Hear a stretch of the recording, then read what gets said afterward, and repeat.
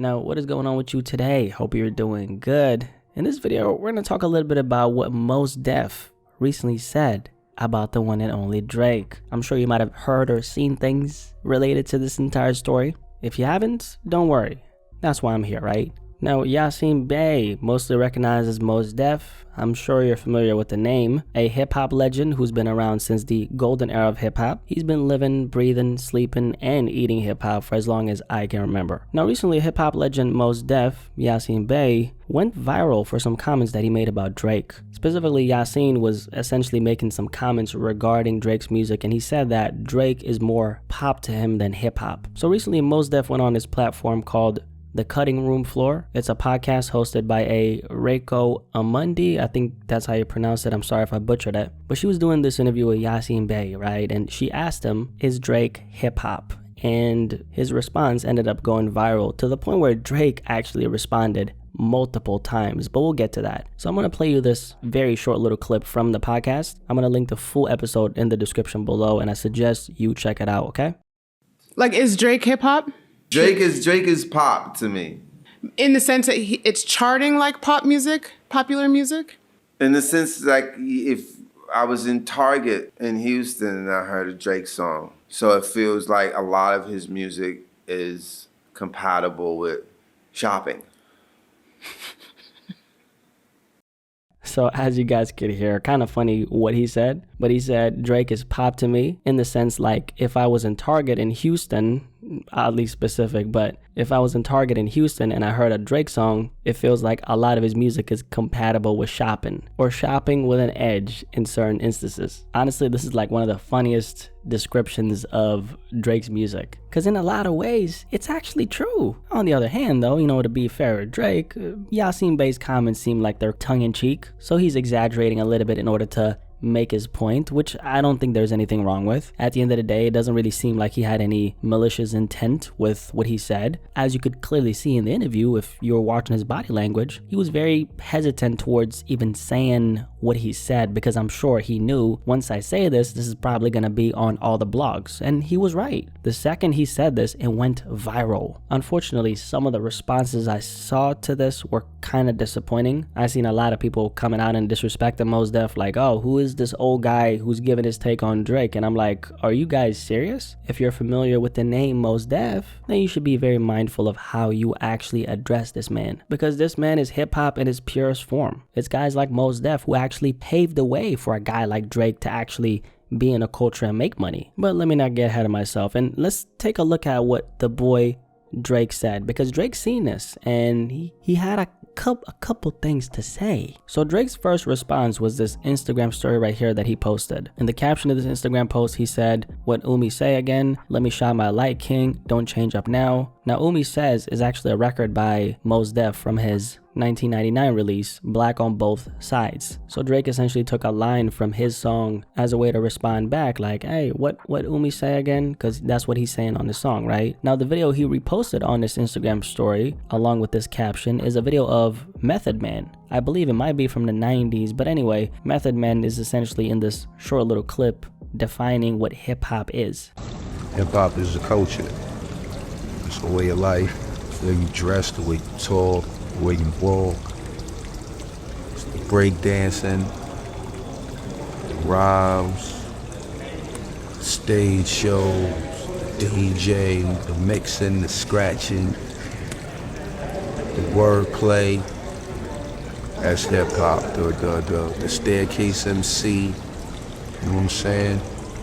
House parties, block parties, rec room parties, all that is hip-hop. So this is essentially Drake's way of saying all these things that Method Man was saying in this video right here, Mos Def, I embody all those things because I am hip-hop. Now Drake also added in a little shot at Mos Def by saying Bohemian Bucket in this Instagram comment right here. And he dropped this comment under a post that was reporting on an old story related to Mos Def and a woman. We're gonna get to that in a second. Now the term bucket in Canadian slang, like if someone says, you a bucket femme, that's essentially a slang for the word junkie or crackhead, but it can also mean like a waste man or a loser in other words. So in other words, Drake is calling Mos Def a junkie. Now, there's actually a backstory to why Drake is saying this, and it's related to a woman by the name of Alana Wyatt Smith, who was actually married to Mos Def back in the day, according to her. She wrote a book about this back in the day, and it was a pretty big story in the blogs back then. According to her, they had only known each other for a couple of days when Mos Def at the time, who she said was married, decided to propose to her, and they got married. I don't want to go too deep into this story because honestly, this woman doesn't sound like she can be trusted. I mean, she wrote an entire book not only exposing the business that she had with Mos Def, but she also discussed a lot of private encounters, if you know what I mean, she had with a bunch of famous people. Although she didn't, I guess to her defense, she didn't name most of those people. And by the way, surprise, surprise, this woman is Canadian, which is why Drake is commenting on this story in the first place. Specifically his comment when he said bucket, the reason why he's saying that is because this woman in this book, when they were in this relationship, she claimed that there were rumors that her and Mos Def were on drugs heavy when they were in this relationship. So now you kind of understand why Drake made that comment. He's obviously trying to divert the attention from him being Pop to kind of putting the attention on Mos Def and his background with this woman, which is kind of smart because, you know, I mean, hey, I brought this story up right now and you probably didn't even know about it. Now, with that being said, I'm a very focused man, so let's actually stick to the topic, shall we? So Drake being Pop, let's touch on that a little bit. I see exactly what Mos Def is saying. I know why he's saying what he's saying. Because here's the thing, right? The reason why Drake is as successful as he is, it's because he has the ultimate mainstream appeal an artist can have. Drake has been operating this way his entire career. That's why he is as successful as he is. Drake is someone who I like to describe as a rapper who focuses more on reach rather than depth. And I think in the process of Drake being this artist who puts more value on reaching as many people as possible rather than reaching a specific type of listener, when it comes to hip hop, a lot of the so-called hip hop purists, they don't respect them for that reason. And this includes critics, this includes listeners, and this most importantly of all includes artists. Because you got to look at it like this. What does it take to get to the kind of level Drake has gotten to? Well, one of the only ways to get as much commercial success Drake has gotten is you gotta be malleable. Not only that, you gotta be willing to stay malleable, which Drake has. And this is one of the reasons why he's at this level. He's very adaptable. I would definitely say that this is Drake's strongest suit, but it's also, on the other hand, the very same thing that's stopping him from getting that respect that he really wants. Because you can't have the best of both worlds. And I know that because look at, let's say, the response to a Kendrick Lamar, and then look at the response to a Drake. Would you personally not say that there's a higher percentage of hip-hop fans who put more respect on Kendrick's name in comparison to Drake's name? And I'm not talking about the average listener who doesn't even, know one Kendrick album. I'm saying a hip-hop fan who knows Drake's catalog and then a hip-hop fan who knows Kendrick's catalog. Most times they're gonna put Kendrick above Drake. If we're talking mainstream appeal, of course, yeah, Drake got that on Kendrick, but I'm not talking about that right now. We're talking about, are you hip-hop or are you not hip-hop? And Kendrick wins that conversation every single time. And that brings me to another point as far as what Mos Def actually said about Drake. Trust me when I say this, Drake cares about what hip-hop thinks about him. Now that's a very good thing, and the reason why I'm telling you that is because there's a lot of people who look at Drake and the level that he's at, and they think that because of his status, he can't possibly care what a guy like Mos Def is gonna say about him, because look at the margin between their success. I mean, one guy is known globally and he's literally one of the most streamed artists of all time, Drake, and then another guy is a supposed, right, hip-hop legend who's given his take on Drake. Now I'm addressing Mos Def that way because from a lot of people's perspectives, especially a lot of these really like young people who don't really know their history, right? They're looking at a story like this, like, who's this old ass guy giving his take on Drake? How dare he? So look at it from Drake's perspective. He's been struggling with getting the respect that he so much wants in the genre for such a long time. I mean, his entire career. And then here comes a guy who sleeps, breathes, eats hip hop, and he says, you know what, this guy's not hip hop to me, he's pop. Do you know how big of a shot to your ego that has to be if your name is Drake and everybody's validating your entire existence everywhere you go? I mean, it should be, because the OGs in the culture, they've not only been around for a long enough of a time, but they have a better understanding of the music than the consumers. Now, it's even worse when the comments that's being made by this OG, Mos Def, actually has some validity to it. Because what Mos Def said is one of the things that's kind of been used against Drake for a long time. you're not really hip hop, you're pop, you're not a part of this conversation right here. This conversation that we're having about Kendrick and J. Cole, you're not a part of it, Drake. And then Drake is like looking at all of his accomplishments, and then he's like, wait a second, I did all this just to get called pop? It's something that's always gonna eat at Drake, because it's one thing if the consumers, okay, the people on the outside are making these comments, but it's another thing if someone who's inside the freaking house and has been inside that house for a very long time, and they say, you don't belong inside this house.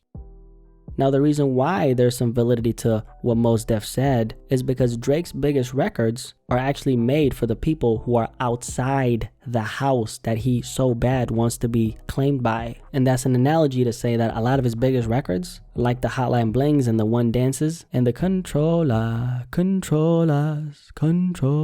they're not really made with hip hop in mind, and they don't really embody hip hop at all. These records are made with the masses in mind, however. And there's nothing wrong with that. That's been Drake's MO and game plan ever since he came in the game. I'm not saying that to try to decry Drake's position or importance in the game. It just is what it is, because the average person who's heard about Drake, most of them have never heard 5 a.m. in Toronto, which is literally like one of his best freaking songs. But they've heard One Dance, they've heard Hotline Bling, they've heard Controller, they've heard Nice for What. So a lot of people look at Drake in relation to this conversation and they say, well, if these are the records that are bringing you the most amount of attention, then why should we place you in the same category as, let's say, like a Kendrick or a J. Cole? On top of this, you know, Drake a couple years ago, back in 2015, which, damn, 9 years ago, that's crazy. But in 2015, Drake was exposed for having a ghostwriter, and he goes by the name of Quentin Miller. Ever since then, hip-hop has given Drake the side eye. And also, let's not forget that The Weeknd wrote half of Take Care, for anyone who didn't know. Drake's legendary Take Care album, The Weeknd actually wrote half of that album. The Weeknd said this a long time ago, but he essentially gave up half of his album just so Drake could create Take Care, and he gave it to him. I gave up almost half of my album, The Weeknd said on this interview with Rolling Stone. It's hard. I will always be thankful. If it wasn't for the light he shined on me, he's talking about Drake, who knows where I'd be? And everything happens for a reason. You never know what I would say if the success wasn't in front of me now. And Take Care is like considered a classic, which it is, right? But that's beside the point. So these are the kind of things that Drake